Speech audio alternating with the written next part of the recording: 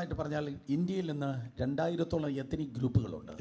2000-ഓളം ജാതി വിഭാഗങ്ങൾ, ജാതിയുത്ത വിഭാഗങ്ങൾ ഇന്ത്യയിലുണ്ട്. ഫോർ എക്സാമ്പിൾ, ഞാൻ സ്ഥിരം പോകുന്ന സൗത്ത് ഗുജറാത്ത് നോക്കിയാൽ ഗാമിത്ത്, ചൗധരി, മൗച്ചി, വഗേല, പട്ടേൽ തുടങ്ങിയുള്ളതായ ഇപ്പം തന്നെ ഞാൻ 5 ജാതി പറഞ്ഞു.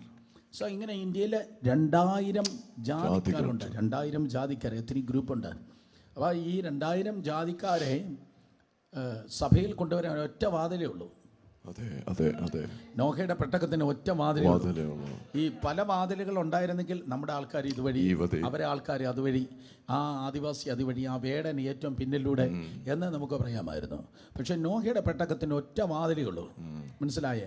അപ്പോൾ ഏത് വിഭാഗത്തിൽ നിന്ന് വന്നവരായാലും അവരെ ദൈവരാജ്യത്തിൽ സെക്കൻഡ് കാറ്റഗറി എന്ന് കാണാതെ, ഞാൻ അണ്ടർലൈൻ ചെയ്ത് ക്രൈസ്റ്റ് സെൻ്ററിനോട് പറയാം ഒരിക്കൽ കൂടെ, ഏത് വിഭാഗത്തിൽ നിന്ന് വന്നാലും അവർ ഏത് ജാതിയാകട്ടെ, ഏത് മതവിഭാഗമാകട്ടെ, അയ്യോ അവരിങ്ങനത്തെവരല്ലേ എന്ന് തട്ടിക്കളിക്കുന്ന ആ ദുഷ്ട മെന്റാലിറ്റി,